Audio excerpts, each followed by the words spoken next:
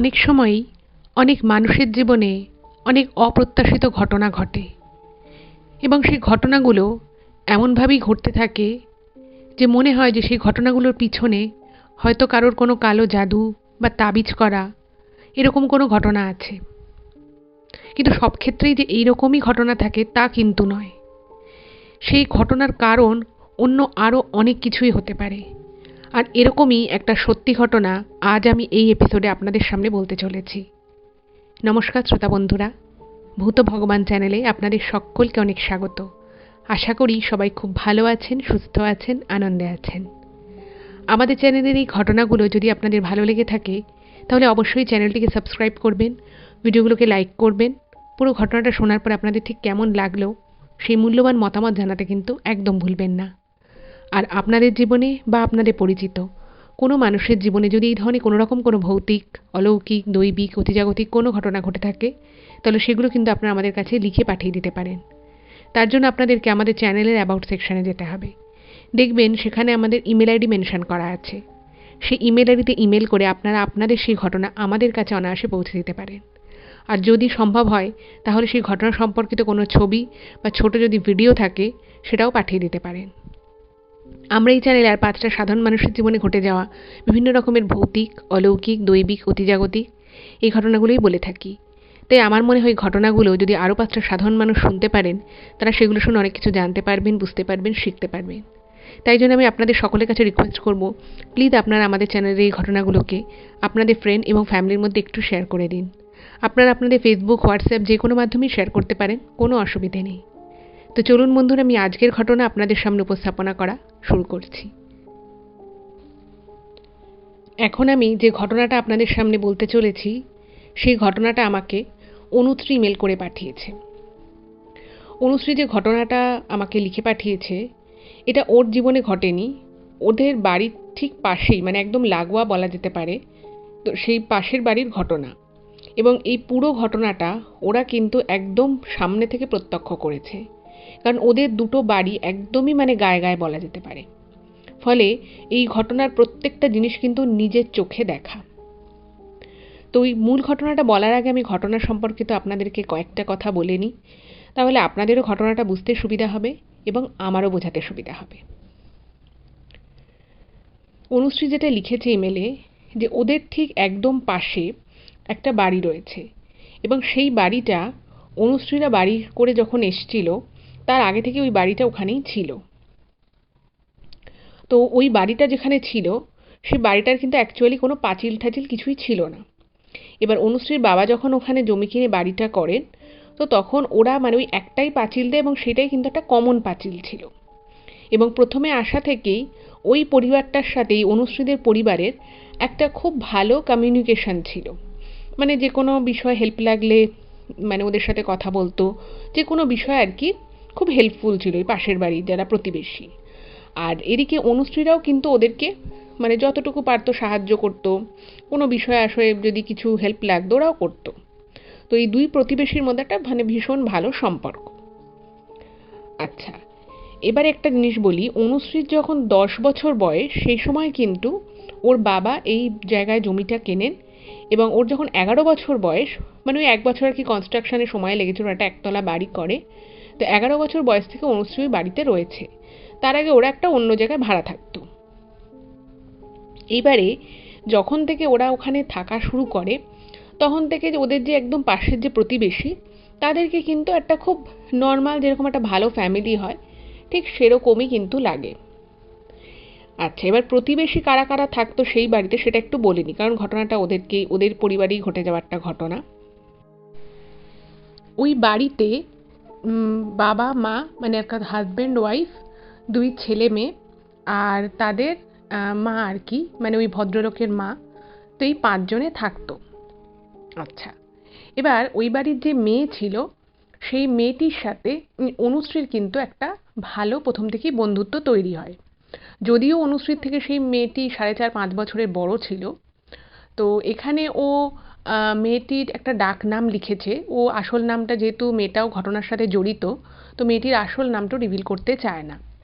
তো ওকে ওর বাড়িতে পিয়া পিয়া বলে ডাকতো। তো আমিও এখানে ঘটনাটা বলার স্বার্থে ওকে পিয়া বলেই সম্বোধন করছি। আচ্ছা, পিয়ার সাথে অনুশ্রীর একটা মোটামুটি দিদি দিদি করতে একটা বন্ধুত্বপূর্ণ সম্পর্ক ছিল। আর বললাম যে ওরা এক ভাই এক বোন ছিল। এবার ওর যে ভাই ছিল সেও ওই তার দিদির থেকে ওই বছর 2-2.5 ছোট ছিল। এবার যতই এজ ডিফারেন্স থাকুক না কেন অনুশ্রীর সাথে পিয়ার, কিন্তু মানে ওই দিদি দিদি করে একটা ভালো সম্পর্ক, একটা গাইডেন্স সব কিছুই কিন্তু পেত। এবার এভাবেই নর্মালি চলছিল, একটা ফ্যামিলিটা মানে যথেষ্ট ভালো ছিল, যতটুকু আর কি ওরা বাইরে থেকে একটা প্রতিবেশীকে যতটুকু দেখা যায় বা যতটুকু বোঝা যায় সেইটুকুর বেসিসে ওরা বুঝতে পেরেছিল যে ফ্যামিলিটা ভালো। এবার মাঝে মধ্যে ওর মায়ের সাথে কথা হতো, পাশাপাশি বাড়ি বুঝতেই পারছেন, কথাবার্তা হওয়াটা খুবই স্বাভাবিক। তো এভাবে আস্তে আস্তে অনুশ্রীও বড় হচ্ছে, পাশের বাড়ির ওই যে মেয়েটি পিয়া সেও তার ফ্যামিলির সাথে নর্মালি রয়েছে, সেও বড় হচ্ছে। এইবারে যখন ওই মেয়েটির প্রায় 24-25 এরকম বছর বয়স, তখন থেকে তার সম্বন্ধ দেখা শুরু হয়। এবার সেই বিষয়টা এই অনুশ্রীরাও জানতো যে পাশের বাড়ির মেয়েটির সম্বন্ধ দেখা হচ্ছে। তো এইসব নিয়ে নানান কথাবার্তা এই অনুশ্রীর মাকেও ওই পিয়ার মা বলতো। তো এরকম করতে করতে ওরা একদিন হঠাৎ করে জানতে পারে যে মেয়েটার এক জায়গায় বিয়ে স্থির হয়েছে। এবারে বিয়ে স্থির হওয়া থেকে কিন্তু সেই পিয়ার মা প্রচণ্ড এক্সাইটেড ছিলেন, এবং উনি এই অনুশ্রীর মা সহ আরও পাড়ার প্রতিবেশী যারা ছিল তাদেরকে বলেন যে তাদের মেয়ের যার সাথে বিয়ে ঠিক হয়েছে তারা কিন্তু যথেষ্ট একটা মানে সম্ভ্রান্ত পরিবার, অভিজাত পরিবার। এবং উনি বলতেন যে আমার জামাই এই করে, আমার জামাই এর এই এই আছে, মানে বেশ একটা বড়সড় একটা মানে যথেষ্ট বড়সড় বাড়িতে যাদের আভিজাত্য রয়েছে, যাদের একটা আলাদা ক্লাস রয়েছে, এরকম একটা উনি ব্যাপার বোঝাতে চাইতেন। তো পাড়াতেও সবাই শুনে খুবই ভালো বলতো যে বাহ, এরকম একটা ভালো বিয়ে স্থির হয়েছে। আর ওই যে মেয়েটি ছিল পিয়া বলে যে মেয়েটি, তার কথা একটু বলি। সেই মেয়েটি কিন্তু পড়াশুনে মোটামুটি ভালোই ছিল, কিন্তু ও মানে ওর বাড়ি থেকে আর কি ওর পড়াশোনা মানে কলেজ পাশ করার পরে ও একটা জায়গায় চাকরি করতো, কিন্তু ওকে আর কি ওর বাড়ির লোক চাইছিল যে বিয়েটা মেয়েটার যাতে তাড়াতাড়ি হয়ে যায়। এবার তারা এরকম একটা ছেলে যখন পেয়েছে, তো ওই পিয়ার মা বাবা চায় যে মেয়েকে তাড়াতাড়ি বিয়ে দিয়ে দিতে।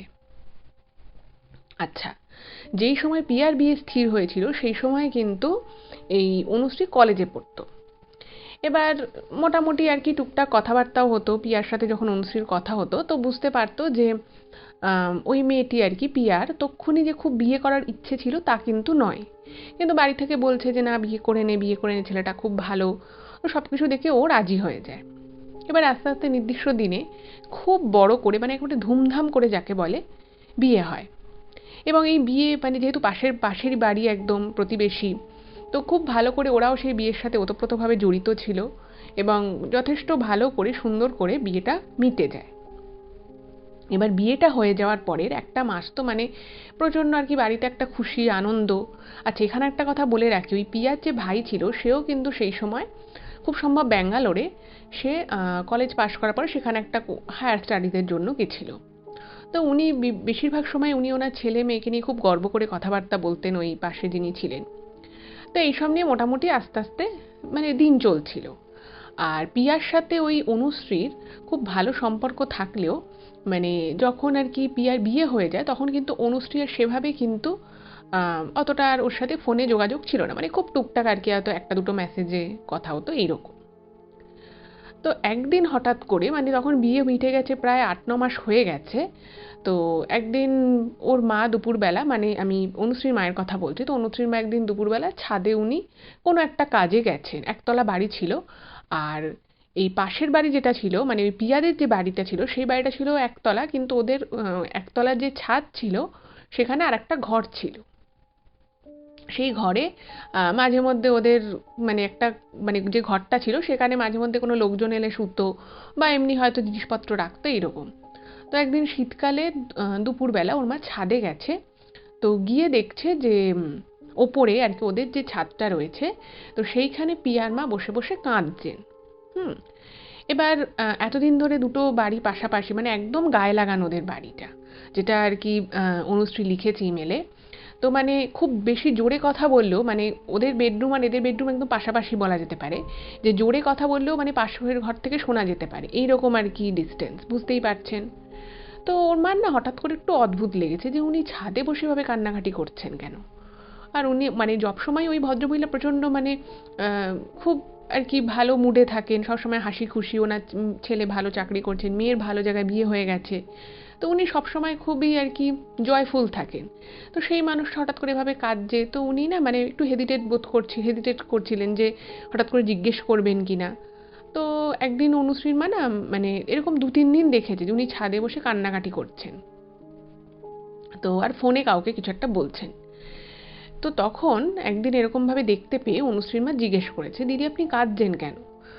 তো যখন মানে যেই মুহূর্তে ওর মা জিজ্ঞেস করেছে যে দিদি আপনি কাঁদছেন কেন, মানে মনে হলো যেন উনি না মানে খুব অবাক হয়ে গেছে, যে মানে ওনাকে কেউ কাঁদতে দেখে ফেলেছে, এটা দেখে না খুব অবাক হয়ে গেছেন উনি।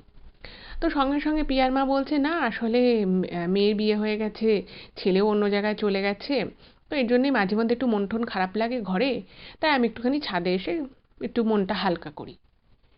তো মানে এই কথাটা যখন বলে, তখন কিন্তু না মানে এই কথা মানে একটা মানুষের মধ্যে যদি কিছু চলে, বা একটা মানুষ যদি একটা কোনো সত্যিকারের কোনো সমস্যার মধ্যে থাকে, সেটা কিন্তু তাকে দেখলে একটু হলেও বোঝা যায়। আর ওনাকে মাঝে মধ্যে ফোনে খুব আস্তে আস্তে কথা বলতে শোনা যেত। মানে প্রথম দিন তো উনি কিছু বলেননি, কারণ ভেবেছে ঠিক আছে মানুষের প্রাইভেট স্পেসে ঢোকা উচিত না। তো অনুশ্রীর মা এই বিষয়টা প্রায় 3-4 দিন লক্ষ্য করেন, এবং 3-4 দিন লক্ষ্য করার পরেই কিন্তু উনি জিজ্ঞেস করেছিলেন।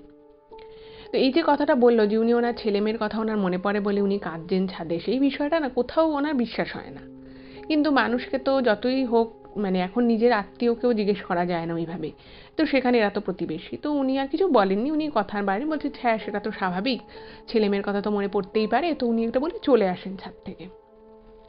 তো এবারে এখানে একটা কথা বলি, সবসময় যে পিয়ার সাথে অনুশ্রী বা অনুশ্রীর সাথে পিয়ার কথাবার্তা যে খুব হতো সেটা কিন্তু নয়। মানে আগে একরকম ছিল, বাট বিয়ের পর থেকে কিন্তু সেভাবে আর কথাবার্তা হতো না।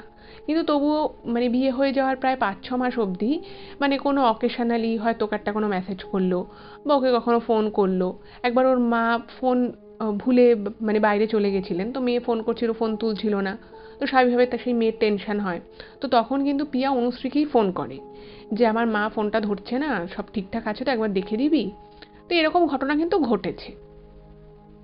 তো একদিন কি হয়, অনুশ্রী না মনে হয় যাচ্ছে পিয়াদির তো অনেকদিন কোনো খবর নেই, পিয়াদিকে বাপের বাড়িতে আসতেও দেখছি না, তো ওকে কয়েকদিন ফোন করে। ঠিক আছে, ফোন করে। এবার ফোন এর আগেও কিন্তু মানে বিয়ের হয়ে যাওয়ার পরেও অনুশ্রী অনেকবারই এই পিয়াকে ফোন করেছে, কিন্তু সেদিন যখন ফোন করে কথা বলে, সেই যে একটা হাসি মুখে কথা বলা, বা তুই কেমন আছিস, আমি ভালো আছি, মানে একটা নর্মাল একটা মানুষ বা একটা বন্ধু যেরকম একজনের সাথে কথা বলতে পারে, সেরকম কিন্তু কোনো কমিউনিকেশন সেদিন হয় না। মানে এমন নয় যে অনুশ্রী পিয়া ফোনটা ধরেনি, অনুশ্রী ফোনটা ধরেছিল, কিন্তু ওই যে মানুষ মানুষের সাথে কথা বললে একটু বুঝে যায় যে সেই মানুষটার মুড কেমন আছে বা তার মধ্যে কিছু চলছে কিনা। তো কথাবার্তা একটা দুটো হয় এবং তারপরে কিন্তু পিয়া নিজেই ফোনটা রেখে দেয়। তো ওর না মানে খুব মনটা আর কি খচখচ করে যে কী হলো ব্যাপারটা, এরকম করলো, এরকম করে রেখে দিল কেন। তো যাই হোক, ও আর কিছু বলে না। এবার একদিন অনুশ্রী, যেটা ও লিখেছে, যে সন্ধেবেলা ওদের মানে পাশের যে বাড়ি, আমি বললাম যে একদম পাশের বাড়ি, মানে জোরে জোরে কথা বললে এক বাড়ির কথা অন্য বাড়ির লোক শুনতে পাবে, এইরকমই আর কি অবস্থা। তো একদিন না ওদের বাড়ি থেকে খুব এরকম মানে একটু চিৎকার চেঁচামেচির আওয়াজ আসছে, মানে বাড়ির মধ্যেই। ওই আমি বললাম যে হাজব্যান্ড ওয়াইফ থাকতো, আর ওনার যে ওই ভদ্রলোকের মা, তখন মানে উনি প্রথমে থাকতেন, তো তারপরে ওনার খুব বয়স হয়ে গেছিলো, তো এই পিয়ার বিয়ের কিছুদিন আগে উনি মারা যান। যাই হোক, তো ঘরে দুজন লোক রয়েছে, তো দুজনের মধ্যে একটুখানি মানে বাকবিতণ্ডা, কথা কাটাকাটি, একটু ঝগড়া মতো শুনতে পায়। এবার এটা তো খুবই নর্মাল যে দুটো মানুষের মধ্যে মতপার্থক্য হতেই পারে, বা মানে বাদানুবাদ হতেই পারে, সেটা নিয়ে তার প্রথমেই তো কেউ মানে ঝাঁপিয়ে পড়ে না। তো ওরাও এটা শুনেছে, শুনে আর ওর কিছু পাত্তা দেয়নি। কিছুক্ষণ পরে একটা জিনিস এই অনুশ্রীর মা বুঝতে পারে যে ওদের যে স্বামী স্ত্রীর মধ্যে কিছু একটা নিয়ে কথা কাটাকাটি হচ্ছে, বা কিছু একটা যে ব্যাপার ঘটছে, এবং সেটা হচ্ছে, সেটার কারণ হচ্ছে পিয়া। পিয়ার কিছু একটা শ্বশুরবাড়িতে সমস্যা হয়েছে, এবং সেটা নিয়ে কিন্তু মানে ওদের বাড়িতে একটা অশান্তি চলছে, এবং মাঝে মধ্যে যে পিয়ার মা কান্নাকাটি করছে সেটা ওরা শুনতে পায়।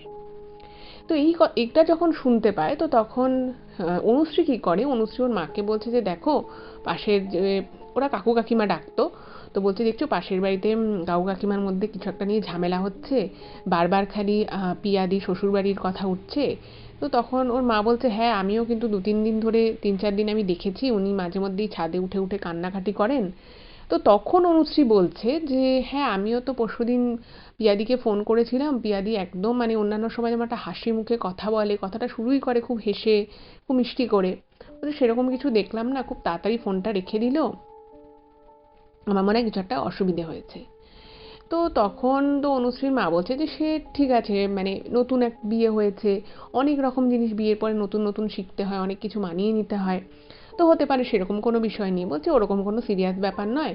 তো উল্টো অনুশ্রীর মা অনুশ্রীকে বলে যে তুই আর ওখানে তুই মানে আর কথাবার্তা বলতে যাস না, ও যখন নিজে থেকে যেতে মেসেজ ট্যাসেজ করবে তখনই কথা বলিস, এমনি তুই আর ফোন টোন করিস না। এবার ইন দ্য মিন টাইম অনুশ্রীরও কলেজ আর কি পাশ হয়ে যায়, তো ও একটা জবের জন্য খোঁজ খবর করতে থাকে। তো ততক্ষণে মানে বিয়ের প্রায় 1 বছর হয়ে গেছে। এইবারে মানে মাঝে মধ্যেই আর কি যে আমি বললাম যে এতদিন ধরে ওরা পাশে, দুটো বাড়ি পাশাপাশি, একে অপরের সম্পর্কে অনেক কিছুই জানে। তো ওদের বাড়িতে না মানে পরিবারটা একদম মানে খুব শান্তশিষ্ট একটা ভদ্র পরিবার, কোনোদিনও ওদের বাড়ি থেকে যে খুব ঝগড়াঝাটির আওয়াজ আসতো বা ওরকম কিছুই না। কিন্তু ইদানিংকালে ওরা বুঝতে পারে যে কিছু একটা নিয়ে ওদের পরিবারে একটা অশান্তি হচ্ছে। আর বিয়ের পরের 4-5 মাসে কিন্তু মাঝে মধ্যেই পিয়াকে দেখা গেছে ওর বাপের বাড়ি এসছে, যেহেতু পাশের বাড়ি এলে তো জানাই যাবে। বাট রিসেন্ট কয়েক মাস ধরে দেখা যাচ্ছে পিয়া আসছেও না বাপের বাড়িতে। তো একদিন কি হলো, এই সমস্ত ব্যাপারগুলো যখন আস্তে আস্তে ঘটছে এবং যেখানে আচ্ছা এখানে আরেকটা কথা বলে রাখি, সেটা হচ্ছে যে মানে পিয়ার মা কিন্তু সবসময় খুব মানে মেনটেন থাকতেন, মানে ওনার বয়স হয়ে গেছে, ওনার মেয়ের বিয়ে হয়ে গেছে বলে যে উনি মানে নিজেকে একটু মেনটেন রাখতেন না সেরকম কিন্তু নয়। ওনার সাজগোজ সব কিছুর মধ্যেই কিন্তু একটা মানে রুচিশীল ব্যাপার বা বলতে পারেন একটুখানি পলিশড ব্যাপার ছিল। কিন্তু আস্তে আস্তে কিছুদিন ধরে সবাই মানে পাড়ার সবাইও লক্ষ্য করে যে যে মানুষটা সবসময় মানে জাস্ট এমনি হয়তো কাছাকাছি কোথাও যাচ্ছে, সে কিন্তু সুন্দর করে শাড়িটাকে পিন করে মানে একদম একটা প্রেজেন্টেবল ওয়েতেই উনি বেরোতেন। কিন্তু দেখা যাচ্ছে যে রিসেন্ট টাইমে উনি কিন্তু একদমই নিজের চর্চা করছেন না, নিজেকে মেনটেন করছেন না। তো এগুলো না আস্তে আস্তে যেহেতু পাশের বাড়ি বুঝতে পারছে, তো একদিন কি হয়েছে, অনুশ্রীর মা পিয়ার মাকে জিজ্ঞেস করে যে দিদি সব কিছু ঠিক আছে তো, আপনার মেয়ে ভালো আছে তো, এই সমস্ত নানান কথাবার্তা বলে। তো প্রথম দিকে কিন্তু মানে পিয়ার মা কিছুই মানে বলতে চায় না, বোঝাতে চায় যে সব কিছু ঠিকঠাক আছে। কিন্তু এইসব নিয়ে যখন কথা ওঠে, উনি না কিছুক্ষণ পরে মানে হয় না যে মানে একটা জিনিস ধরুন আপনার মনের মধ্যে চলছে, এবার আপনি অনেকক্ষণ থেকে সেটাকে হয়তো হাইড করার চেষ্টা করেন, কিন্তু মানুষের ইমোশন তো সেটা কিন্তু সবসময় কন্ট্রোলে থাকে না। তো উনিও একটা সময় ওনার মানে সেই যে কন্ট্রোল রেখেছিলেন ব্যাপারটাকে, উনি সেটাকে আর রাখতে পারেন এবং উনি কেঁদে ফেলেন। এবার হঠাৎ করেই দেখছে যে কেঁদে ফেলেছে, তো অনুশ্রী মা স্বাভাবিকভাবেই জিজ্ঞেস করছে যে কী হয়েছে দিদি, কাঁদছেন কেন, কী ব্যাপার? তো তখন বলছে যে ওনার যে জামাই, আমি বললাম যে বিয়ের আগে বা বিয়ের সময়ও উনি কিন্তু এই পুরো শুধু অনুশ্রীদের নয়, পুরো পাড়া প্রতিবেশী ওদের যারা আত্মীয় স্বজন ছিল সবাই এটাই জানতো যে যে ছেলেটির সাথে ওর মেয়ের বিয়ে হচ্ছে সেই ছেলেটি খুব পয়সাওয়ালা, খুব সম্ভ্রান্ত, খুব শিক্ষিত, সব কিছু আর কি খুব ভালো ভালো সব পজিটিভ। তো বলছে যে বিয়ের 5-6 মাস অবধি মোটামুটি তাও সব কিছু ঠিকঠাক ছিল, কিন্তু বিয়ের 6-7 মাস পর থেকেই মানে তার মানে ওই মেয়ের আর কি মেয়ে জামাইয়ের মধ্যে আর কি খুব একটা বনাবনি হচ্ছে না। মানে তার জামাই আর কি মানে ছোটোখাটো বিষয়ে মেয়ে ভুল করে ফেললে সেটা নিয়ে প্রচুর কথা শোনাচ্ছে, সেটা নিয়ে একটা অশান্তি হচ্ছে। তারপরে মানে মেয়েকে কোনোভাবে না মানে মেনে নিতে পারছে না, তো ওদের মধ্যে অ্যাডজাস্টমেন্ট ইস্যু হচ্ছে। আরও তার শাশুড়ি কথা শোনাচ্ছে, তার শ্বশুরমশাই কথা শোনাচ্ছে, মানে কোনোভাবেই আর কি মেয়ে ওখানে খুব শান্তিতে ঘর সংসার করতে পারছে না। এই কথাটা যখন বলে তো তখন বলছে এটা নিয়ে খুব চিন্তায় আছি, এখন তো কাউকে এসব বলতেও পারি না, কাকেই বা বলবো, এসব কথা তো মানে সবাইকে বলাও যায় না। তো মানে মোদ্দা কথা হচ্ছে এই বিষয়টা নিয়ে এই পিয়ার মা বাবা খুবই চিন্তিত রয়েছে। আর শ্বশুরবাড়িতে পিয়া 5-6 মাস কোনো অসুবিধে না হলেও এখন কিন্তু পিয়ার নিজেরও অসুবিধে হচ্ছে। তো এই ব্যাপারটা শুনে তো মানে অনুশ্রীর মায়েরও খুব খারাপ লাগে যে এত বড় করে এত সুন্দর করে মেয়ের বিয়ে দিল, তারপরে এরকম যদি অ্যাডজাস্টমেন্ট প্রবলেম হয়। তো উনি ওনার মতো যতটা সম্ভব মনে জোর দেওয়ার চেষ্টা করলো, সান্ত্বনা দেওয়ার চেষ্টা করলো যে সব কিছু ঠিক হয়ে যাবে, সবে তো বিয়ে হয়েছে, এই তো সবে 1 বছর হবে, এখনো তো অনেক সময় আছে।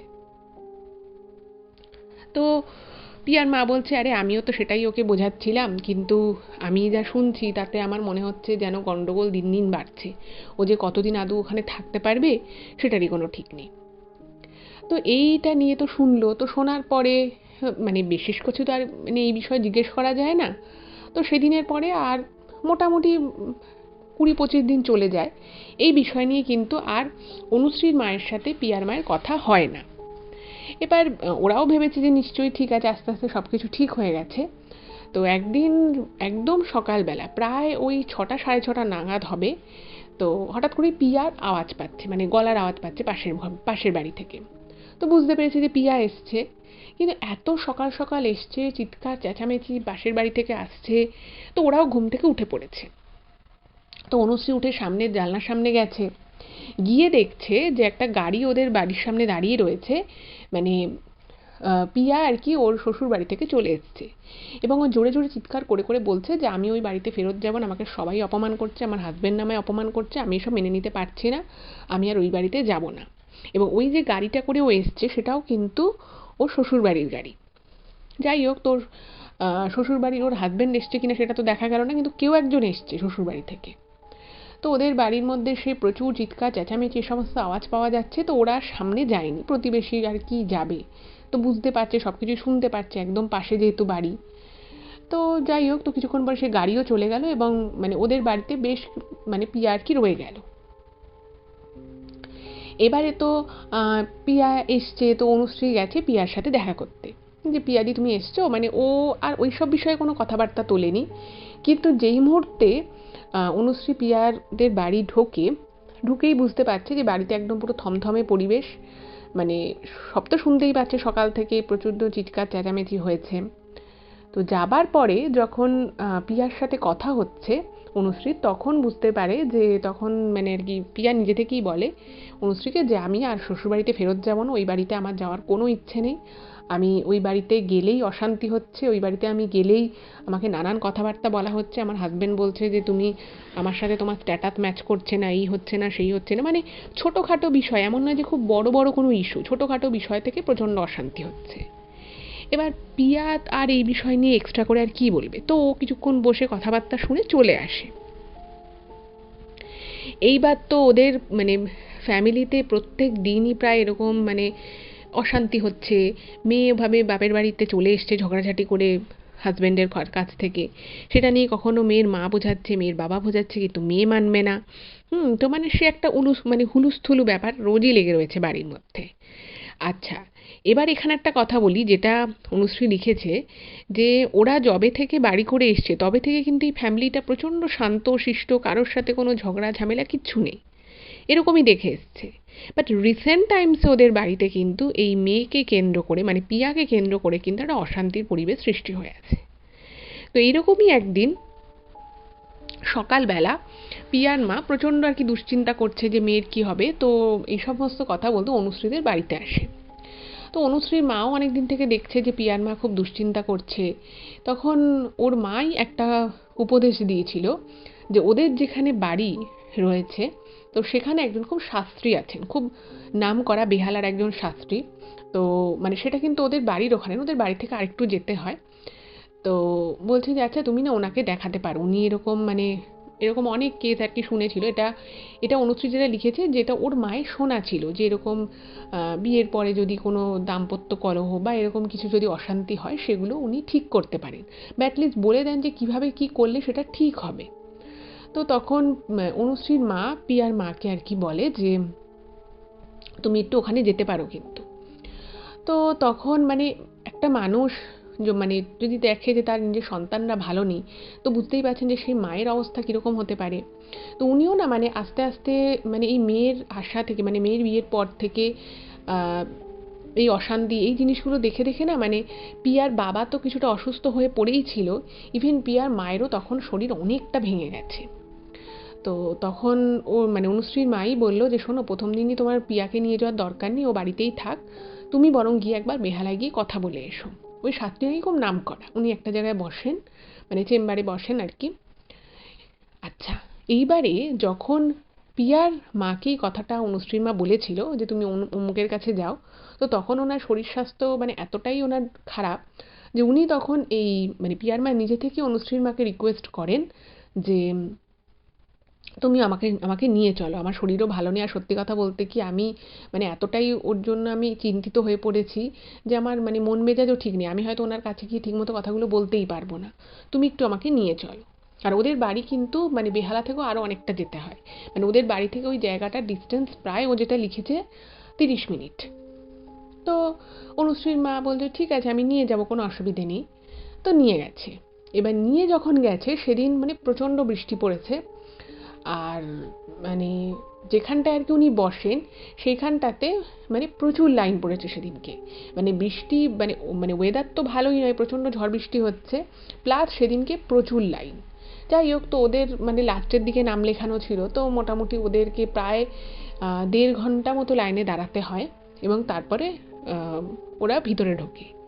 এবার ভিতরে ঢোকার সময় মানে পিয়ার মা নিজে একাই ঢোকার কথা ওনার, কিন্তু উনি নিজেই মানে পিয়ার মা নিজেই এই অনুশ্রীর মাকে বলেছিল যে তুমিও ভিতরে চলো, কোনো অসুবিধে নেই, আমি তো মেয়ের সম্পর্কে এই কথাগুলোই বলবো। তো তখন তো উনি বলছেন না না আমি ভিতরে যাব না, তুমি একা যাও, তুমি তো কথা বলতে এসছো, তুমি তোমার যা মনের কথা আছে তুমি ওনাকে বলো। তো তখন ওই পিয়ার মা একাই ঢুকে গেছে। ঢুকে যাওয়ার পরে এবার উনি কি যে ওখানে ভিতরে কথা হলো সেটা কিন্তু তখন অনুশ্রী মা জানতো না, কারণ উনি ভিতরে ঢোকেননি, ভেবেছে যে ঠিক আছে উনি শাস্ত্রীজির সাথে যা যা কথা বলবে বলুক। এইবারে যেই মুহূর্তে আর কি উনি ভিতরে ঢুকেছে, ঢোকার কিছুক্ষণ পরে, জাস্ট কিছুক্ষণ পরে মানে ওই যে শাস্ত্রী যিনি ছিলেন তার একজন অ্যাসিস্ট্যান্ট আছে, তো সেই যে অ্যাসিস্ট্যান্ট আছে তো সে উনি পাশেই দাঁড়িয়েছিল, মানে মানে যে চেম্বারের মধ্যে উনি কথা বলছেন ঠিক তার বাইরে দাঁড়িয়েছিল। তো তখন পাশ থেকে আর কি যে অ্যাসিস্ট্যান্ট সে আর কি পিয়ার মাকে ডেকে বলছে আপনি ভিতরে আসুন, আপনাকে দরকার আছে। তো পিয়ার মা ভিতরে ঢুকেছে, ভিতরে ঢুকে দেখছে যে মানে অনুশ্রীর মা যখন ভিতরে ঢুকেছে তখন ভিতরে ঢুকে দেখছে যে পিয়ার মা কান্নাকাটি করছে, মানে খুব কাঁদছেন উনি, মানে হাউ হাউ করে কাঁদছেন, হাউ হাউ করে কাঁদছেন। আর এই যে শাস্ত্রী যিনি আছেন উনি একটা চেয়ারে বসে রয়েছেন, সামনে একটা টেবিল, তো ওনাকে পাশে একটা চেয়ার ছিল বসতে বলেছে। এইবারে কি হয়েছে, ওই যে শাস্ত্রী যিনি ছিলেন তিনি অনুশ্রীর মাকে বলছে যে আপনি এনাকে কতদিন থেকে চেনেন। এবার এই কথাটা যখন জিজ্ঞেস করেছে যে আপনি এনাকে কতদিন থেকে চেনেন, পিয়ার মাকে চেনেন মানে মানে অ্যাকচুয়ালি দেখুন পিয়ার মা গেছিল পিয়ার ওর যেহেতু বিয়ের পরে ওর কোনো কিছু একটা অসুবিধে হচ্ছে, স্বামীর সাথে বনাবনি হচ্ছে না, সেই বিষয় নিয়ে কথা বলতে। তো সেখানে হঠাৎ করে অনুশ্রীর মাকে ডেকে এনে ওই শাস্ত্রী মশাই জিজ্ঞেস করছে যে উনি এই পরিবারটাকে কবে থেকে চেনে বা এই ভদ্রমহিলাকে কবে থেকে চেনে, এই বিষয়টা কিন্তু ওনার খুব অড লাগে। উনি তো তখন একটুখানি মানে অপ্রস্তুত হয়ে পড়েন যে আমাকে কেন এই কথাটা জিজ্ঞেস করছে। তো উনি বলেন যে আমি এতদিন থেকে আমি ওনাকে চিনি। তো মানে এদিকে এই শাস্ত্রী মশাই পিয়ার মা কে না দেখে এনার সাথে কথা বলছে, মানে অনুশ্রী মায়ের সাথে কথা বলে যাচ্ছে। তো উনি না মানে খুব অদ্ভুত লাগছে ওনার, যে কী ব্যাপার, যার মেয়ের এত বড় একটা সমস্যা হয়েছে, যার মেয়ের মানে একটা বিয়ের পরে এত অশান্তি চলছে, সে তাকে হেল্প না করে উনি আমাকে একটা একটা পড়ে প্রশ্ন করছেন কেন। তো তখন না উনি মানে এই অনুশ্রীর মা একটুখানি সাহস করে বলছে যে আচ্ছা আপনি আমাকে কেন এগুলো জিজ্ঞেস করছে, যে আমি কবে থেকে চিনি, কেমন লাগে আমার, এগুলো আমায় কেন জিজ্ঞেস করছে। তো তখন ওই শাস্ত্রীমশাই বলেছিল নাকি যে হ্যাঁ আমি ওর সমস্ত সমস্যা শুনলাম, ওনার মেয়ের সম্পর্কে উনি বলতে এসেছিল, আর আমি তোমাকে কেন ডাকলাম সেটার পিছনেও একটা কারণ আছে। তখন বলছে কি, তখন উনি যেগুলো বলল, যে কথাগুলো শাস্ত্রীমশাই বলল, মানে মানুষের মধ্যে যদি সত্যিকারের কোনো জ্যোতিষশাস্ত্র বা মানুষের যে একটা শক্তি, একটা মানুষকে দেখে অন্য মানুষ যে তার জীবনের কোনো কথা বলতে পারে, এটার জন্য একটা আলাদা শক্তি বা একটা আলাদা পাওয়ার লাগে, সেটা হয়তো আপনারাও সহমত হবেন, কারণ এগুলো কিন্তু আলাদা পাওয়ার ছাড়া সম্ভব নয়, এটা হয়তো ভগবান প্রদত্তই কোনো ক্ষমতা হবে। তো সেই সময় যে কথাগুলো ওই শাস্ত্রীমশাই বলেছিল, সেই কথাগুলো মানে কী করে উনি জানলেন বা উনি কী করে এই কথাগুলো বললেন, সেই বিষয়ে কিন্তু আজও মানে খুব অবাক লাগে ওনার। তো সেই কথাগুলো আপনারা শুনলে বুঝতে পারবেন। সেটা হচ্ছে যে তখন আর কি ওই শাস্ত্রীমশাই বলছে যে এই যে আজকে ইনি এসছেন, মানে পিয়ার মায়ের উদ্দেশ্যে বলছে যে উনি ওনার মেয়ের সুখ শান্তি কামনার জন্য তো এসছেন, যাতে ওনার মেয়ে বিয়ে দিয়েছেন উনি সুখে শান্তিতে সংসার করতে পারে। বলছে যে আজকে সংসার মেয়ে করবে কি করে? মেয়ের মা যদি একটা মানে এমন কোনো কাজ করে থাকে যে কাজটা তার সেই সময় করা একেবারে উচিতই হয়নি, বা যে কাজটা উনি করেছিলেন তাতে অন্যের অত্যন্ত ক্ষতি হয়েছিল, সে এখন মানে যতই সে সব, তার মেয়ের হয়তো কোনো দোষ নেই, কিন্তু তার যে কর্ম, তার মা যে কাজটা করেছিল তার ফল তো তার সন্তানকে ভোগ করতেই হবে, না করে তো উপায় নেই। এই কথাটা যখন বলে তখন অনুশ্রীর মা না মানে যাকে বলে আকাশ থেকে পড়ে। বলছে যে উনি না কিছু বুঝতে পারছেন না যে শাস্ত্রীমশাই বলছেটা কি। ইনি নাকি কোনো একটা কর্ম করেছিল, তাতে কারোর ক্ষতি হয়েছিল, সেই জন্য মানে তার মেয়ে মানে বিচার পাবে, তার মেয়ে এভাবে কষ্ট পাচ্ছে, মানে উনি না কিছুই বুঝতে পারছে না। আর যখনই পিয়ার মায়ের দিকে তাকাচ্ছে তখন দেখছে পিয়ার মা শুধু হাউ হাউ করে কাঁদছে, এবং উনি হাত জোর করে মানে ক্ষমা চাওয়ার একটা ভঙ্গিমা উনি করছেন। তো উনি কিছুই বুঝতে পারছেন না। তো তখন না অনুশ্রী মা বলছে যে কী হয়েছে, আমি কিছু বুঝতে পারছি না, আপনি আমাকে একটু খুলে বলুন। তো তখন ওই শাস্ত্রীমশাই বলছে যে আজকে তো ইনি এসছেন ওনার নিজের মেয়ের দাম্পত্য জীবন যাতে ভালো যায়, সুখে শান্তিতে সংসার করতে পারে, কিন্তু ইনি ইনার জীবনে উনি খুব যে কোনো খারাপ মানুষ তা কিন্তু নয়, কিন্তু উনি এমন একটা কাজ করেছেন যে কাজটা কিন্তু একটা পাপ কাজের পর্যায়ে পড়ে। তখন উনি তো কিছুই বুঝতে পারছে না, বোঝার কথাও নয় অনুশ্রীর মায়ের। তো যখন ফার্দার অনুশ্রীর মা জিজ্ঞেস করলো যে আপনি একটু ভেঙে বলুন, কিছু বুঝতে পারছেন উনি কী করেছেন, তো তখন ওই শাস্ত্রীমশাই বলছে যে এনার মেয়ের মানে ওনার জীবনে আর কি পিয়ার মায়ের জীবনে বলছে যে ওর তো জীবনে একটা বিশাল স্বপ্ন ছিল যে ওর মেয়ের খুব বড়লোক বাড়িতে বিয়ে হবে, দিয়েওছে সেই বাড়িতে বিয়ে, কিন্তু এই বড়লোক বাড়িতে মেয়েকে বিয়ে দিতে গিয়ে উনি কিন্তু মানে ওনার মনের মধ্যে একটা ঈর্ষা প্রবণতা কিন্তু ছিল। ওই শাস্ত্রীমশাই কিন্তু এই বিষয়ে কোনো কিছু ওনার কিন্তু জানার কথাই নয়। আর এই যে কথাটা শাস্ত্রীমশাই বলছিলেন, সেই কথাটা অনুশ্রীর মায়ের তো জানার কথাই নয়। ইভেন এটা কিন্তু এই পিয়ার মায়ের বা পিয়াদের অন্য কোনো আত্মীয় স্বজনও ইভেন জানতো না এই বিষয়টা। তো সেই বিষয়টা কি? সেই বিষয়টা হচ্ছে যে মানে পিয়ার যে পিসি আছে, তো সেই পিসিরও এক মেয়ে আছে, এবং সেই পিসির মেয়ের বয়স আর পিয়ার বয়স কিন্তু সেম, ঠিক আছে? এবার যেই সময় থেকে পিয়ার জন্য সম্বন্ধ দেখা শুরু হয়, ঠিক সেই সময় থেকেই কিন্তু পিয়ার পিসির মেয়ের জন্য সম্বন্ধ দেখা স্টার্ট হচ্ছিল।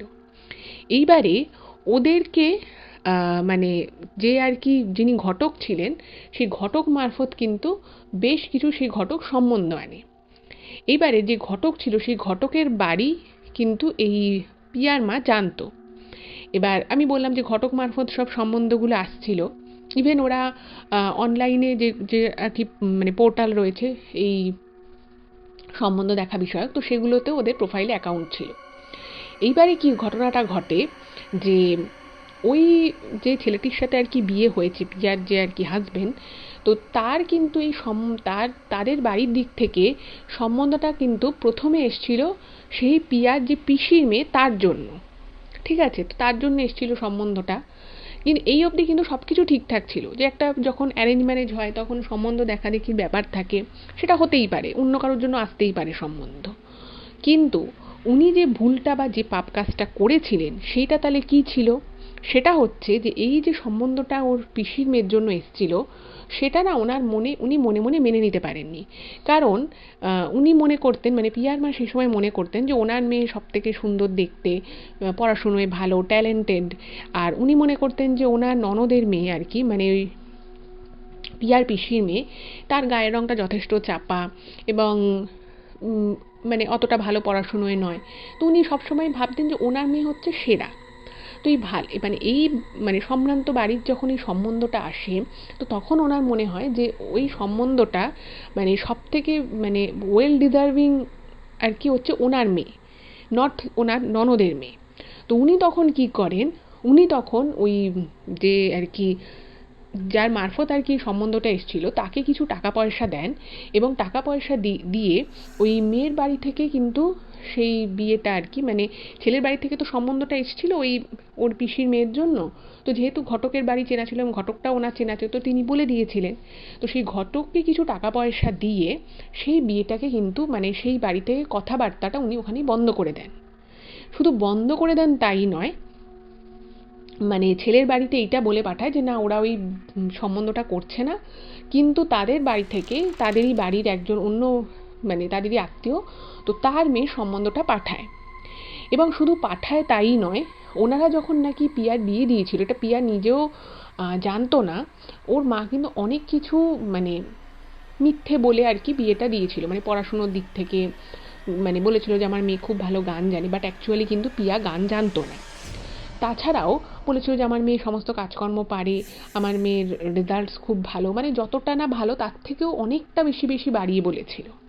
যাই হোক, তো বলছে যে সেই জন্য এবং এই যে ওর পিসির বাড়িতে আবার ওই ঘটককে দিয়ে সেটাও কিন্তু ওর মাই মিথ্যে কথাটা বলা করায় যে ওই বাড়ি থেকে কোনো সম্বন্ধ ওর মেয়ের জন্য আসেনি। ফলে ব্যাপারটা কিন্তু মানে পুরো বিষয়টাকে ঘুরিয়ে দেওয়ার পিছনে পুরো হাতটাই ছিল কিন্তু এই পিয়ার মায়ের। এবং শুধু সেটাই নয়, মানে একটা ওনার মনের ভিতরে সবসময় ছোট থেকে, যখন এই পিয়া ছোট ছিল, ওর পিসির মেয়ে ছোট ছিল, ছোট থেকেই আর কি ওর মায়ের মনে না একটা ঈর্ষা কাজ করতো, এবং উনি সবসময় ভাবতেন যে সব ক্ষেত্রে আমার মেয়ে এগিয়ে থাকবে, আমার মেয়েকে কেউ মানে ছাড়িয়ে চলে যাবে, এটা উনি ভাবতে পারতেন না। এবার অনুশ্রী যেহেতু পিয়ার থেকে বছর 4.5-5 ছোট ছিল, এবং মানে ওদের সাথে তো ওরকম কোনো একটা রেষারেষির ব্যাপার ছিল না, কিন্তু এটা খুব বেশি রকমভাবে কিন্তু এই ওনার ননদের আর কি পিয়ার পিসির মেয়ের সাথে একটা রেষারেষি ছোটোবেলা থেকেই কিন্তু ছিল। এবং উনি মানে পিয়ার মা যিনি, তিনি কিন্তু সবসময় ভাবতেন যে উনি ওনার ননদের যে মেয়ে তার যেখানে বিয়ে হবে তার থেকেও বড় ঘরে, তার থেকেও বেশি পয়সাওয়ালা ঘরে উনি ওনার মেয়ের বিয়ে দেবেন, এবং সেইটাই কিন্তু উনি যেভাবেই হোক করে ছেড়েছিলেন। বাট বিয়ে তো উনি দিয়ে দেন, কিন্তু তারপরে জীবনটা তো আর ওনার হাতে ছিল না। কিন্তু তারপরে যখন বিয়েটা হয়ে যায়, বিয়ে হয়ে যাওয়ার পরে স্বাভাবিকভাবেই বুঝতে পারছেন যে কিছু যদি মিথ্যে কথা বলা হয় বা কিছু যদি খুব বেশি বাড়িয়ে বাড়িয়ে বলা হয়, সেটা কিন্তু কোনো না কোনো সময় ধরা পড়ে যাবে। তো বিয়ের প্রথম 4-5 মাস সব কিছু ঠিকঠাক থাকলেও আস্তে আস্তে কিন্তু বুঝতে পারে যে মানে বুঝতেই পারছেন যে একটা মানে বিয়ে হয়ে যায়, হয়তো বিয়েটা সেইভাবে হয়ে যায়, কিন্তু যখন আস্তে আস্তে মানুষ সংসার করে, একে অপরের সাথে থাকা শুরু করে, তখন কিন্তু এই মিথ্যেগুলো আস্তে আস্তে ধরা পড়ে যায়। তো সেই সেম জিনিসটা কিন্তু পিয়ার ক্ষেত্রেও হয়, এবং পিয়ার মানে শ্বশুর শাশুড়ি ওর হাজবেন্ডও বুঝতে পারে যে অনেক কিছু মিথ্যে বলে, অনেক কিছু মানে গোপন করে যাকে বলে বিয়েটা দেয়া হয়েছে। ইভেন ওর যে এডুকেশনাল যে কোয়ালিফিকেশান ছিল সেটাও কিন্তু যতটা মানে নয় তার থেকে বাড়িয়ে বলা হয়েছিল। অ্যাকচুয়ালি ও ব্যাচেলার ছিল, বাট ওরা বিয়ে যখন দেওয়া হয়েছিল তখন কিন্তু বলেছিল যে আমাদের মেয়ে মাস্টার ডিগ্রি হোল্ডার, বাট সেটা কিন্তু অ্যাকচুয়ালি নয়। এবং এই যে এতগুলো যে বিষয়, সেই বিষয়গুলো কিন্তু মানে ওনার ফ্যামিলিতেও অনেকে জানতো না। ইভেন অনুশ্রীর মা যখন এই কথাগুলো শাস্ত্রীজির কাছ থেকে শুনছে, উনি নিজেও খুব অবাক হয়ে গেছে যে মানে এগুলো কি করে উনি বলছেন, আর এই কথাগুলো যে আদৌ যে এত কিছু বাড়িয়ে বাড়িয়ে বলে বিয়ে দেওয়া হয়েছিল, এবং যতই বিয়ে বিশাল বড় করে দেয়া হোক না কেন তার মধ্যে যেই বেশ অনেক কিছু মিথ্যে জিনিস লুকোনো ছিল, সেটা কিন্তু অনুশ্রীরা জানতোই না, এবং হয়তো জানার কথাও নয়। প্রতিবেশী হিসেবে এত বেশি ভিতরের খবর তো কারোর কাছেই থাকে না, তো স্বাভাবিকভাবে ওদের কাছেও ছিল না। খুব অবাক লাগে। তো তখন ওই শাস্ত্রীমশাই মানে পিয়ার মাকে বলছে যে আপনি কি ভেবেছিলেন যে আপনি একজনের কাছে আসবেন, সে আপনাকে হয়তো একটা তাবিজ দেবে বা একটা কিছু দেবে, আপনার সমস্ত সমস্যার সমাধান হয়ে যাবে? এটা তো হয় না। আর আপনি একটা বাড়ি থেকে একজনের জন্য সম্বন্ধ এসেছিল, আপনি সেটাকে মিথ্যে বলে কাটিয়ে দিলেন। ইভেন শুধু মিথ্যে বলে একবার কাটালেন তাই নয়, দুই পরিবারের কাছেই দুরকমভাবে বললেন। এবং এই বিষয়টার পরে মানে বিষয়টার যখন ঘটে তখন এই যে পিসির মেয়ে, যে পিয়ার যে পিসির মেয়ে, তার কিন্তু পুরো বিষয়টা এতটাই খারাপ লেগেছিল, সে কিন্তু পিয়ার বিয়েতে উপস্থিত ছিল না। মানে বিয়েতে সে প্রথম একটুখানি কিছু সময় ছিল সকাল থেকে, তারপরে তার মানে এতটাই খারাপ লাগে যে যে সম্বন্ধটা ওর জন্য আসার কথা ছিল, বা মানে বেসিক একটা কথাবার্তা তো হয়েছিল এবং ছেলেপক্ষর মোটামুটি পছন্দও হয়েছিল, তো ওদের একটা খারাপ লাগে। এবং তো সেই জন্য নাকি পিয়ার যে পিসির মেয়ে, সে কিন্তু বিয়ের দিন সন্ধ্যে থেকে ওখানে উপস্থিত ছিল না। যাই হোক, তো এবার এখানে ব্যাপার হচ্ছে যে পিয়া ব্যাপারটা কিছুটা জানতো, কিন্তু পুরোটাও ওর কিন্তু জানা ছিল না। মানে কিছু কিছু যে ওর সম্পর্কে মিথ্যে মিথ্যে অতি বাড়িয়ে বলা হয়েছিল, সেটা পিয়া জানতো, কিন্তু এই এতটা ব্যাপার ওর কিন্তু জানা ছিল না। এবং আরও অদ্ভুত বিষয় হচ্ছে যে ঘটনাচক্রে ওই যে ঘটক ছিল, সেই ঘটক নাকি ওর যে মানে শ্বশুরবাড়ি, পিয়ার যে শ্বশুরবাড়ি, সেখানে কথাগুলো কিন্তু সে ফাঁস করে দেয় এবং সে বলে দেয় যে এরকমভাবে পিয়ার মাই টাকা দিয়ে ওই সম্বন্ধটা ক্যান্সেল করিয়েছিল, এরকম নানান কথাবার্তা বলে দেয়। এবং এইটা যখন বলে দেয়, তখন কিন্তু ওদের রাগটা আরও বেড়ে যায় যে কেন তাহলে মিথ্যা এত কিছু বলা হলো, এবং সেটা নিয়ে খুব অশান্তি হয়। আর তার ফলে পিয়া নিজেই কিন্তু সেই বাড়ি থেকে তারপরে চলে আসে, শ্বশুরবাড়ি থেকে বাপের বাড়ি। তো এই কথাবার্তাগুলো যখন হচ্ছে, তখন তো অনুশ্রীর মা মানে প্রচণ্ড অবাক হয়ে গেছে, যেটা কি করে মানে এত কিছু উনি কি করে জানলেন, মানে এটা তো জানার কথা নয়। আর এই কথাগুলো কিন্তু পিয়ার মা ওখানে গিয়ে যে শাস্ত্রীজিকে বলেছিল তাও নয়, উনি নাকি ওনার কাছে নাকি একটা ক্রিস্টাল মতো কিছু একটা আছে, প্রচণ্ড বয়স্ক আর কি উনি। আর এই ঘটনাটা হচ্ছে আজ থেকে প্রায় 6-7 বছর আগেকার ঘটনা। তো তখন বলছে যে মানে উনি না মানে কিছু বুঝতে পারছেন যে কি বলবে, উনি তো পুরো চুপ করে আছে। আর এদিকে পিয়ার মা বলছে যে আমি জানি আমি ভুল করেছি, কিন্তু আমার মেয়ের জীবনটা বা আমার মেয়ের সংসারটা তো আমাকে বাঁচাতে হবে, আমার জন্য আমার মেয়ের এত বড় ক্ষতি হবে এটা তো হতে পারে না। তো তখন ওই শাস্ত্রীজি বলছেন যে আমি এখন না তোমাকে একটা তাবিজ দিতে পারি, আমি তোমাকে এখন একটা কোনো মানে বেশ দামি একটা পাথর দিতে পারি, আমি বলতেই পারি যে এটা নিলে ঠিক হয়ে যাবে। কিন্তু উনি তখন বলছেন যে না, এটা নিলেই যে তোমার মেয়ের জীবনে সমস্ত কিছু ঠিক হয়ে যাবে তা কিন্তু নয়। তুমি একটা কাজ করো, তুমি যে ভুল করেছো সেই ভুলের তুমি প্রায়শ্চিত্ত করো। আর এই যে তুমি মানে নিজে বুঝতে পারছো যে তুমি ভুল করেছো, তুমি অন্যায় করেছো, নিজেকে শুধরে নাও। নিজের মনের ভিতরে এত মানে হিংসে প্রবণতাটা কিন্তু একদম রেখো না। তুমি নিজেকে ঠিক করো এবং তুমি নিজে তোমার যে আর কি ননদ রয়েছে তাদের কাছে কি তুমি নিজে ক্ষমা চাও, এবং তোমার মেয়েকেও বলো। তখন মানে উনি কিন্তু পিয়াকে দেখেনি, সেদিন কিন্তু পিয়া আসেনি। মানে মানুষের ভিতরে মানে আমি এখনও বলবো যে অ্যাস্ট্রোলজি তো ঠিক আছে, সেটা একটা সায়েন্স, সেটা একটা শাস্ত্র বিদ্যা, একটা সেটা আলাদা জিনিস। কিন্তু এটা ছাড়াও মানুষের মধ্যে অনেক মানুষের কাছে আমি ইভেন আমার জীবনে এরকম একটা ঘটনা আছে, তো সেটা আমি কখনো হয়তো অন্য কোনো এপিসোডে আপনাদের সকলের সাথে শেয়ার করব। এমন অনেক মানুষ আছে তারা কিন্তু অন্য একটা মানুষকে দেখেই, শুধু দেখে, তার হাতও দেখতে হবে না, জাস্ট তাকে দেখে তার কপাল দেখে অনেক কিছু বলে দিতে পারে। এবং সেটা যে খুব রিসেন্ট ঘটনা উনি বলতে পারেন তাও নয়, অনেক পুরনো ঘটনা বা ভবিষ্যতের ঘটনা যেটা হয়তো 7-8 বছর 10 বছর পরে ঘটবে, সেই ঘটনাও কিন্তু তারা বলতে পারে। এবং তার জন্য কিন্তু তাদের কোনো ছক কষতে হয় না, হাতের রেখা দেখতে হয় না, কিচ্ছু করতে হয় না, জাস্ট দেখে বলে দিতে পারে। তো ওই যে শাস্ত্রী মশাই ছিলেন, তিনি ছিলেন নাকি সেরকম একজন। এবং তিনি বলেন যে আমি তোমাকে এটুকু বলছি, তোমার জামাই বা তোমার যে মেয়ের যে শ্বশুরবাড়ির লোক, তারা কিন্তু সকলে ভালো।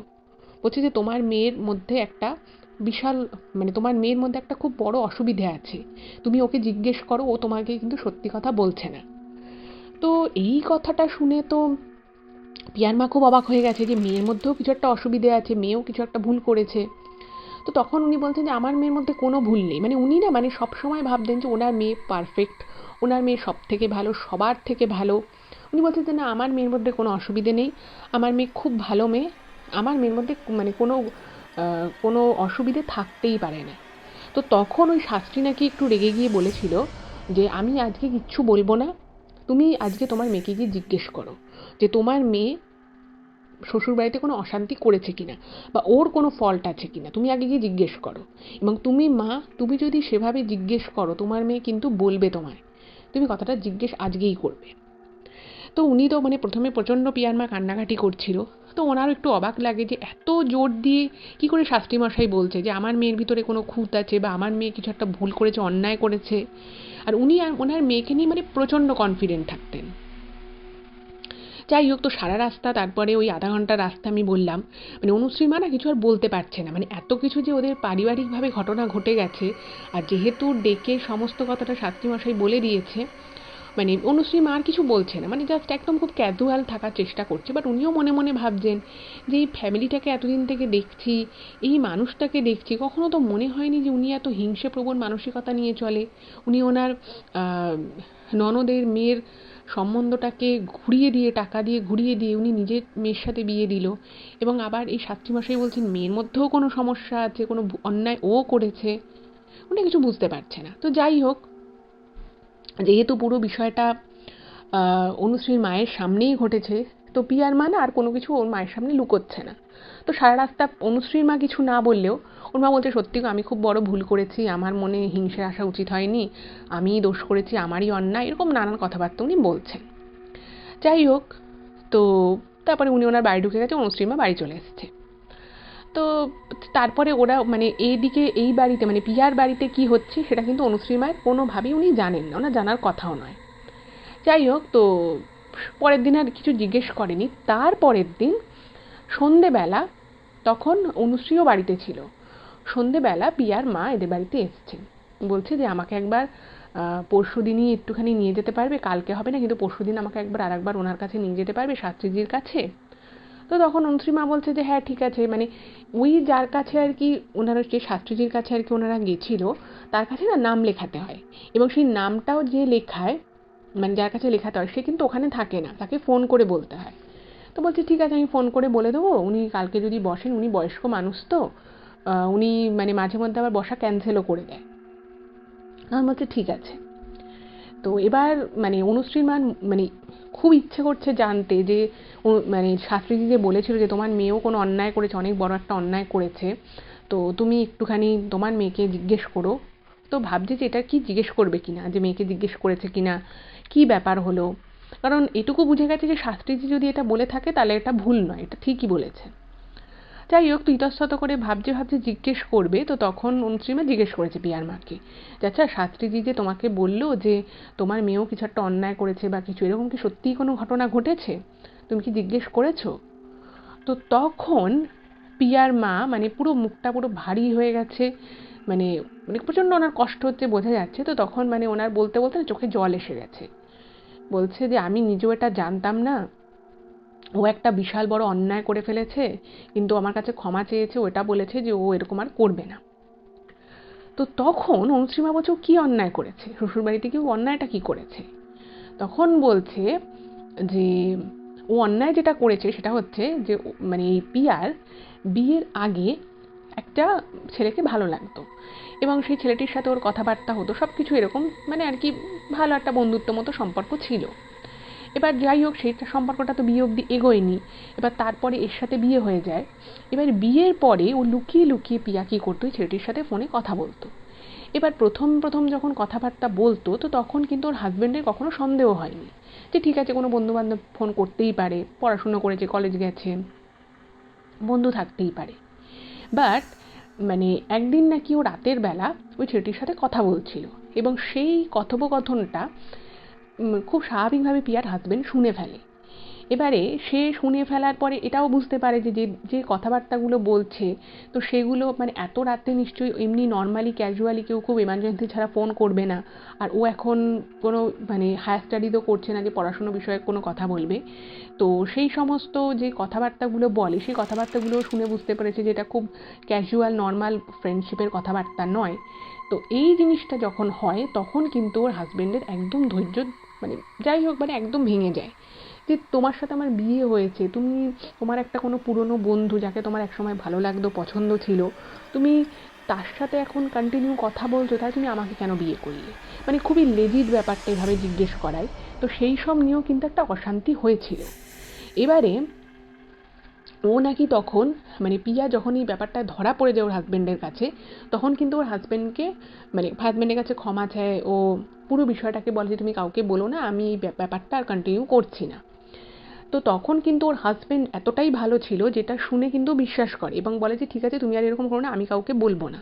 কিন্তু তারপর থেকে কিন্তু আরও অন্যান্য রকমের অশান্তি সৃষ্টি, এবং সব কিছুর পরে পিয়া নিজে থেকেই কিন্তু সেদিন ও বাড়ি থেকে, মানে ও শ্বশুর বাড়ি থেকে বাপের বাড়ি চলে এসেছিল। এবং এই যে পুরো বিষয়টা কিন্তু ওর, মানে পিয়া যে তার শ্বশুরবাড়ি থেকে বাপের বাড়ি চলে এলো, তারপরেও কিন্তু ও, মানে পিয়ার হাজবেন্ড কিন্তু এই বিষয়ের কথাগুলো বাপের বাড়িতে জানায়নি। এবং ওই শাস্ত্রীজি যদি না বলতো তাহলে কিন্তু পিয়ার মা এটা জানতেই পারতো না, কারণ এটা ওর মায়ের কাছেও অজানা ছিল। এই কথাটা যখন শোনে তখন তো অনুশ্রীর মা অবাক হয়ে গেছে, এবং অনুশ্রীও কথাগুলো শোনে, তো ওরও খুব অবাক লাগছে যে এত কিছু করে ওর মা বিয়ে দিল, এবং তারপরে মানে ও একটা অন্য ছেলের সাথে রাতের বেলা কথা বলছে, মাঝে মধ্যেই কথা বলছে, এটা তো সত্যিই ঠিক নয়। আর এইরকম জিনিস কোনো ছেলে বা কোনো মেয়ে কেউই মেনে নেবেন, এটা মেনে নেওয়ার মতো নয়। ফলে অশান্তি হবে, এটা খুবই স্বাভাবিক। তো তখন আবার ওই শাস্ত্রীজির কাছে গেছে, তো শাস্ত্রীজি বলছে যে এটা তো কর্মফল, কর্মফল মানুষকে ভোগ করতেই হয়। তখন বলছে যে তুমি অন্যায় করেছো, তুমি ভগবানের কাছে বলছে যে মানে ওই যে শাস্ত্রীজি ছিলেন তিনি মা কালীর খুব ভক্ত ছিলেন, তো তিনি বলছেন যে আমি সমস্ত যত মায়ের যে পীঠস্থান রয়েছে আমি সেখানে যাই, সেখানে গিয়ে আমি মায়ের নামে পুজো দিই, মায়ের নামে আমি যজ্ঞ করি। বলছে আমি কিন্তু আর কিছু করি না, আমার কোনো ক্ষমতা নেই, আমাকে দিয়ে মা যা করান আমি সেটুকুই করি, সেটুকুই বলি। তো অনেক ওনাকে বলে ঠলে। তো তখন, আচ্ছা এখানে একটা কথা বলে রাখি, ওই যে সেকেন্ড বার যখন ওই শাস্ত্রীর কাছে গেছিল তখন কিন্তু পিয়াকেও নিয়ে যাওয়া হয়েছিল। হুম তখন পিয়ার মা আর এই অনুশ্রীর মা তিনজনে মিলে গেছিল। তো তখন নাকি ওই শাস্ত্রীজি পিয়াকে বলেছিল যে তুমি নতুন করে জীবনটাকে শুরু করো, নিজেকে নতুনভাবে তৈরি করো। তুমি যদি আজকে মনে করো যে তোমার একটা বিয়ে হয়ে গেছে বলে তুমি একদম সেফ হয়ে গেলে, তোমার একটা ভালো পরিবার পেয়েছো, সেখানে ফিনান্সিয়াল স্টেবিলিটি আছে তোমার, এবং তুমি যা খুশি করতে পারো, সেটা কিন্তু নয়। তোমাকেও কিন্তু সম্পর্কে সমমর্যাদা দিতে হবে, না হলে কিন্তু তোমার সাথে এরকমই ঘটবে। তো তখন উনি বলেন যে তুই মাকে ডাক, মানে পিয়াকে নাকি বলেছিল যে তুমি মাকে ডাকো, মায়ের কাছে তুমি ক্ষমা চাও, এবং দেখো মা কি করে। বলছে আমি কিন্তু কিচ্ছু করতে পারবো না, আমি যদি একটা আজকে তাবিজও দিই, বা আমি যদি আজকে একটা মানে কোনো মুক্তো হোক বা কোনো পাথর হোক আমি তোমাকে ধারণ করতে দিই, আর কাল থেকে তোমার জীবনে সমস্ত কিছু ঠিক হয়ে যাবে, এটা কিন্তু নয়। সবার আগে তোমাকে নিজেকে ঠিক করতে হবে, তারপর তুমি মায়ের কাছে নিজের যত যে অন্যায়টা তুমি করেছো তার জন্য তুমি ক্ষমা চাও, এবং তুমি নিজেকে বদলাও। তারপর দেখো মাই সব ঠিক করে দেবেন, যদি ঠিক হওয়ার হয় হয়ে যাবে, আর যদি না হওয়ার হয় তাহলে তুমি জোর করে ঠিক করাতে যেও না, সেটার ফল ভালো হবে না। শুধু এইটুকু কথা বলেন। এবং অদ্ভুত বিষয় হচ্ছে যে শাস্ত্রীজি কিন্তু দ্বিতীয়বার যখন ওরা গেছিল তখন ওদের মানে যে একটা আর কি দক্ষিণার যে একটা নির্দিষ্ট অ্যামাউন্ট থাকে, অদ্ভুত বিষয় সেই টাকাটাও কিন্তু উনি নেননি। এবং ওই দিনের পর থেকে মানে পিয়াও নিজে নাকি অনেকটা নিজেকে চেঞ্জ করে নেয়। মানে এমনিতে, মানে যেহেতু পিয়া এক মানে বাড়ির মেয়ে, 2 সন্তান হলেও পিয়া কিন্তু বাড়িতে খুব প্রায়োরিটি পেত, মানে প্যাম্পার চাইল্ড ছিল বলা যেতে পারে। ছোটোবেলা থেকে ওর মা বাবা, বিশেষত মা প্রচণ্ড আদর করে একদম মানুষ করেছিল, সেই জন্য ওর মধ্যে একটা তার যথেষ্ট প্রভাব পড়েছিল। তো সেই জায়গা থেকে আস্তে আস্তে নিজেকে চেঞ্জ করে, এবং তার 1.5 মাস পরে কিন্তু ও আবার নিজের শ্বশুরবাড়িতে চলে যায়। আর পিয়ার মায়ের মধ্যেও কিন্তু একটা প্রচণ্ড রকমের মানে একটা গ্লানি বোধ, বা এই যে উনি মনে একটা হিংসে রেখে সারাটা জীবন কাটিয়েছেন, এবং ওনার এই কাজটা তো উনি খুব একটা ভালো করেননি, এবং তার জন্য যে ওনার সন্তানকে এবং ওনাকে দুজনকেই তার প্রায়শ্চিত্ত করতে হলো, এই বিষয়টা কিন্তু ওনাকে প্রচণ্ড রকমভাবে নাড়া দিয়ে গেছিলো। এবং এটা আমারও মনে হয় যে আমাদের যে কাজকর্ম বা আমাদের বাবা মায়েদের কাজকর্ম, সেটা কিন্তু অনেক সময় তার সন্তান সন্ততিদের উপরে তার কিন্তু একটা প্রভাব পড়ে। এটা হয়তো আমরা সেই মুহূর্তটায় বুঝতে পারি না যে ঠিক আছে একটা কাজ করে ফেললাম, সেটা ঠিক হলো না ভুল হলো সেটা নিয়ে পর্যালোচনা করি না, কিন্তু আমার মনে হয় এটা প্রত্যেকটা মানুষেরই করা উচিত। এবং ঘটনাটা কিন্তু এখানেই শেষ মানে হওয়ার ছিল, বাট এখানে কিন্তু ঘটনাটা শেষ নয়। এর পরে সেগমেন্ট আমি যখন বলবো তখন কিন্তু আপনাদের আবার অন্য রকম লাগবে। এবার সেটা কি ছিল এবার আমি সেটা বলি। পিয়া তো ওই ঘটনার পরতে 1-1.5 মাস পরে ও আবার শ্বশুরবাড়ি চলে যায়, এবং মোটামুটি ও ভালোভাবেই সংসার করে, তারপর আর সেরকম কোনো অসুবিধে সেরকম কিছু আর হয়নি। আচ্ছা এবারে আমি বলেছিলাম যে পিয়ার কিন্তু একটা ভাই ছিল, সেই ভাই ব্যাঙ্গালোরে হায়ার স্টাডিজও করেছে, এবং তারপরে ওখানেই চাকরি পায়, ওখানেও সেটেল করে যায়। এইবার ঘটনা যেটা ঘটে যে মানে বলে না যে মানুষ মানে মানুষের স্বভাব মানুষ চাইলেই নিজেকে ভালো করতে পারে বা নিজের স্বভাব নিজে চেঞ্জ করতে পারে, কিন্তু কিছু কিছু ক্ষেত্রে দেখা যায় যে মানুষ নিজেকে চেঞ্জ করতেও চায় না, আবার কখনো হয়তো দেখা যায় যে মানুষের ওভাবে চেঞ্জ হয়তো হয়ও না। তো ঘটনা যেটা ঘটে যে তারপরে অনুশ্রীরও বিয়ে হয়ে যায়। তো অনুশ্রীর সাথে ওর মায়ের তো যোগাযোগ ছিলই। তো একদিন অনুশ্রীর মা অনুশ্রীকে বলছে যে পাশে যে পিয়া থাকতো, তো পিয়ার ভাইয়ের বিয়ে ঠিক হয়েছে। তো ও তো বেশ খুব খুশি হয় যে ঠিক আছে পিয়ার ভাইয়ের বিয়ে ঠিক হয়েছে। তো বেশ ভালো করেই মোটামুটি আর কি বড় সড়ো করেই পিয়ার ভাইয়ের বিয়েও হয়ে যায়। এবার আমি বললাম যে যেহেতু ব্যাঙ্গালোরেই ওরা আর কি থাকতো, মানে ওর পিয়ার ভাই চাকরি করতো, ফলে ওরা বিয়ের পরে ওখানেই সেটেল হয়।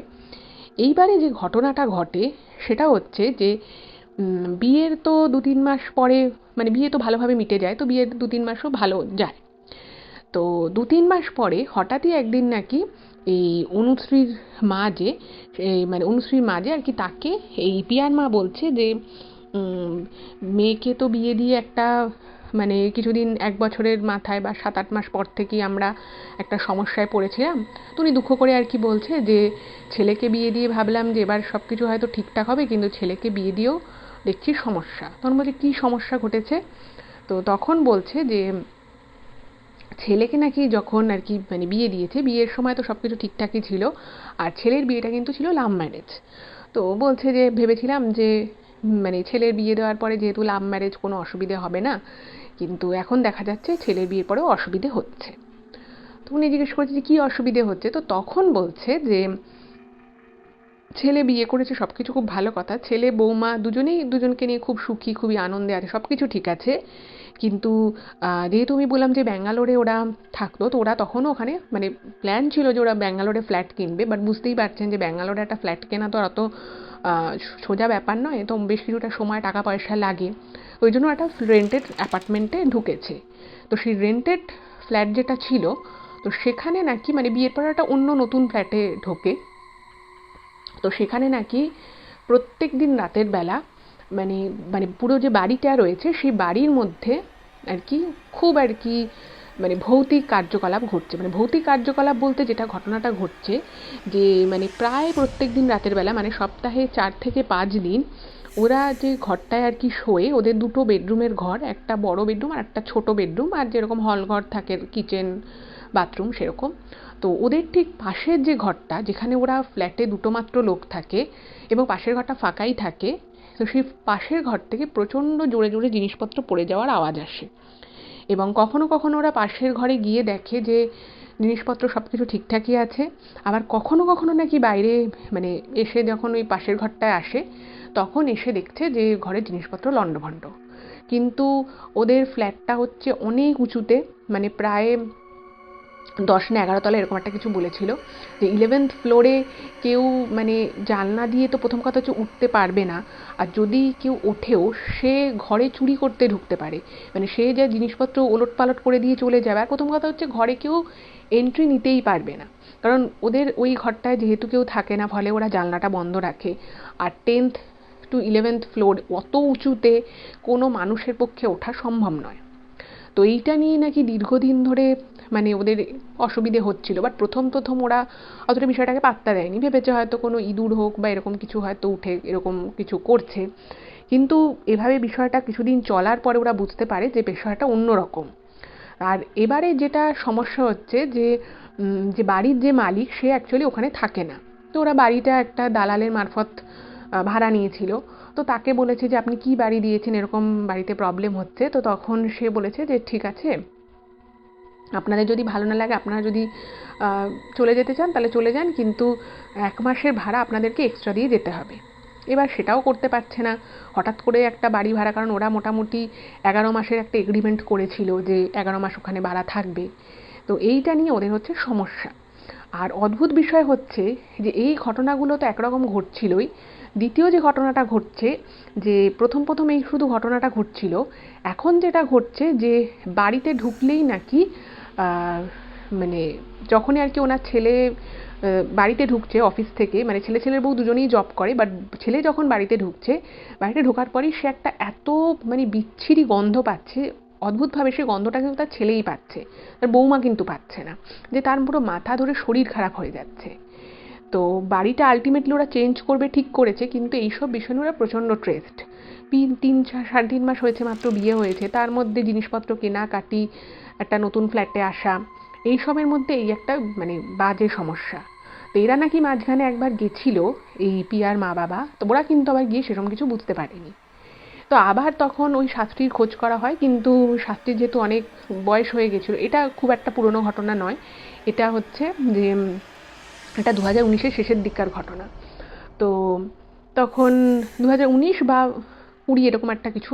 তো উনি বলছেন যে উনি এই হ্যাঁ করোনার 2020 শেষের দিকের ঘটনা, কারণ করোনার জন্য উনি নাকি ওনার বাড়ি থেকে আর বেরোন না, ওনার বাড়ি হচ্ছে মেদিনীপুরে। তো বলছে যে না উনি তো আর এখানে আসেন না। তো তারপরে নাকি মানে অনেক এরকম ঘটনা পরপর পরপর ঘটতে থাকে। তো তারপরে ওই ব্যাঙ্গালোরের ওখানেই একজনের ওরা খোঁজ পায়। তো তাকে নাকি মানে দিয়ে ওরা একটা কাজ করায়। তো বলছে যে সে নাকি আর কি এসেছিল ব্যাঙ্গালোরের ওদিকের একজন এরকম মানুষ, যিনি আর কি এই ধরনের কাজকর্মগুলো করেন। তো তিনি তখন এসে বলেন যে এই বাড়ির মানে মধ্যে কোনো একটা জিনের যাতায়াতের পথ রয়েছে, মানে বাড়িটা যে রয়েছে সেই বাড়ির আশপাশের মধ্যে দিয়ে জিনেরা নাকি যাতায়াত করে। এবার সেই জায়গায় মানে ফ্ল্যাটটা অনেক দিনই ফাঁকা ছিল আর কি, এটা ভাড়া নেওয়ার আগে। এবার যেহেতু এরা ভাড়া নিয়েছে, এবার লাইট জ্বলছে, মানুষজন, একটা মানুষ থাকলে যা আর কি হয়, তো ওদের আর কি ডিস্টার্ব হচ্ছে। তো সেই জন্য ওরা নাকি পছন্দ করছে না, সেই জন্য এই ঘটনাগুলো ঘটছে। বলছে যে আপনি যদি এখন ফ্ল্যাটটা ছেড়েও দেন, তাহলেও কিন্তু আপনার যে সব কিছু ঠিকঠাক থাকবে তা নয়। তো সেটার জন্য আবার ওদেরকে কিছু ক্রিয়াদি করায়, এবং শুধু ক্রিয়াদি করায় তা নয়, তারপরে ওরা দক্ষিণ ভারতেরই যে মায়ের যে মন্দির রয়েছে, তো সেই মায়ের মন্দিরে গিয়ে ওরা, ওখানকারই একটা খুব বিখ্যাত একটা মায়ের মন্দির, বলছে আপনারা ওখানে গিয়ে সেই মায়ের মন্দিরে পুজো টুজো দিয়ে সেই মায়ের মন্দিরের ফুল টুল ঘরে মানে যেখানেই আপনারা থাকবেন সেখানে রাখুন। তো ওদের মানে তারপরে নাকি পিয়ার ভাইয়ের মানে প্রচণ্ড আর কি প্রত্যেক দিন এসে মাথা যন্ত্রণা করতো, কীরকম একটা বাজে গন্ধ পেত।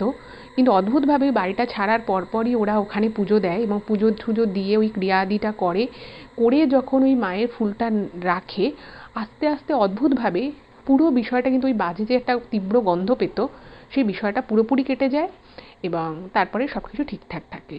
তো আমার এই পুরো ইমেলটা পড়ে অনুশ্রীর একটা জিনিসই মনে হয়েছে, যে আমরা অনেক সময় অনেক কাজ করে ফেলি, বা আমাদের আশেপাশে অনেককে দেখি অনেক খারাপ কাজ করে, অনেক খারাপ কথা বলে ফেলে, মানুষের সম্পর্কে পুরোপুরি জানেও না, কিন্তু এই প্রত্যেকটা খারাপ জিনিসের কিন্তু একটা ফল আছে, এবং সেই ফলটা কিন্তু তাকে বা তার খুব প্রিয়জনকে চুকিয়ে কিন্তু যেতে হয়।